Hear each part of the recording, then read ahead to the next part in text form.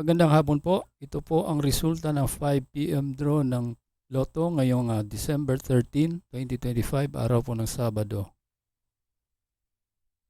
Kung bago ka pa lang sa aking channel, pwede kang mag-like, share, at subscribe para updated kayo sa mga PCSO lottery results araw-araw. Ito po ang mga numerong lumabas para sa 2D Lotto ngayong 5 PM draw. 27 and 5 in exact order.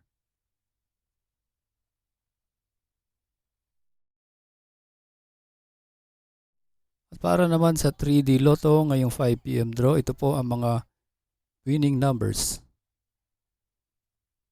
1, 7, and 7 in exact order.